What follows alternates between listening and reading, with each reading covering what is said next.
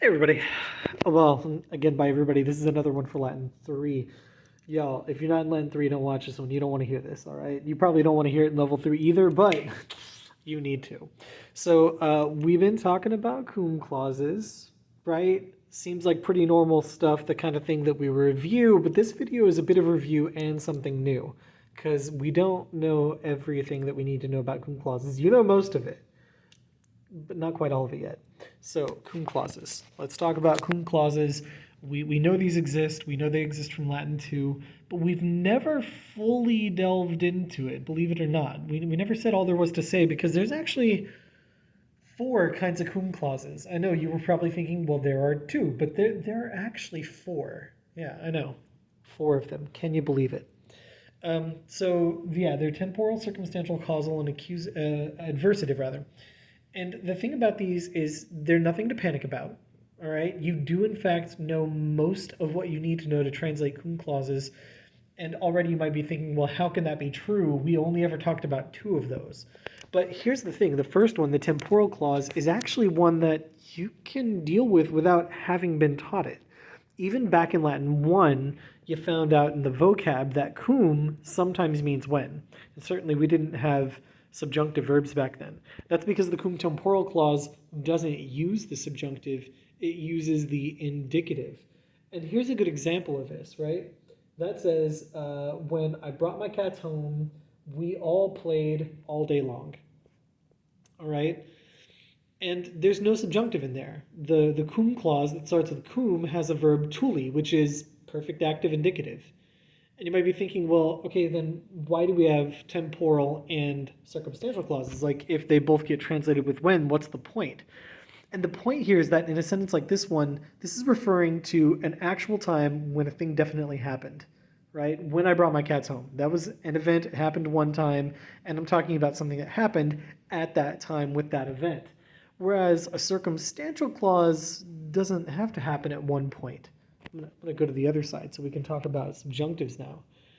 So, like in this sentence, for example, this is a cum circumstantial, and it says, I immediately come running when one of my cats vomits. You see, this is not a one-time deal. Oh my gosh, I wish it were a one-time deal, but this is not a one-time deal. This is more of like a whenever thing. And so it's circumstantial because when this circumstance triggers, there is a thing that happens along with it, right? A cat could vomit any time. A cat might vomit at 1 o'clock in the morning, like a cat did last night. And then I got to go clean it up, right? And you got to get to it quick because the cats will they'll eat it or play with it. Like, you can't let it go. So when one of my cats vomits, I come running immediately. That's the difference and why you would use a subjunctive verb instead of an indicative verb like a temporal, all right? And I know we never talked about the distinction, but that's what it is. Nevertheless, both of those are pretty easy because you translate the cum as when. And if cum isn't being the preposition with, you almost always translate it as when. However, that does not work all the time. As we did talk about in Latin too, sometimes it's not showing a circumstance so much as a cause, like in a sentence like this one. So what this says is, I was sleeping with two blankets because the cats were biting my feet. Sadly, the cats do like to bite my feet at night, or really more in the early morning, about an hour before my alarm goes off. And so, you got to put on two blankets to keep those sharp teeth from making it all the way through, right? But here, I'm not doing this when my cats do it. I'm doing it because my cats do it.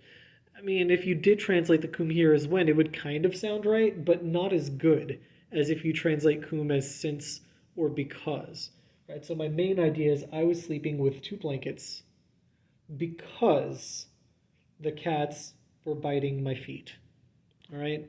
So there's your cum causal. This is all old news. We have seen cum temporals and not even commented on them in the past. We've seen plenty of cum circumstantials and causals, and certainly in Latin 2, and even now in the beginning of Latin 3, we've seen them, right? Unless you're watching this at some oddly not contemporaneous time, in which maybe those things aren't true. What we haven't talked about at all and haven't seen is the cum adversative, and it is in fact a little bit different. Cum adversative actually has something that the other cums don't have. It does work with the subjunctive, like the cum causal or the cum circumstantial, but in addition, you also need an extra word, a tamen. So what this sentence says is, even though the cats bite my feet and vomit and also jump into the garbage, nevertheless, I love them.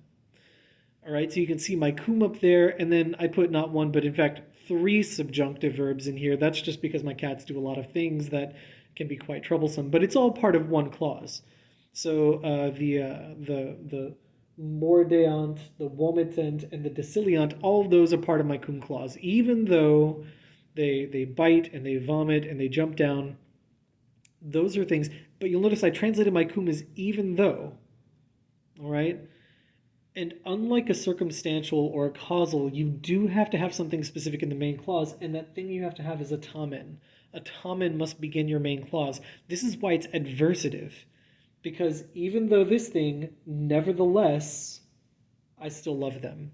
And that's the way you're going to translate tamen. You're going to translate it as nevertheless. Technically, if you left it out, the sentence would still make sense in English, but it's clearer if you go ahead and just keep in your back pocket that you're going to translate tamen in an instance like this as nevertheless. So even though my cats do all these bad things, nevertheless, I love them.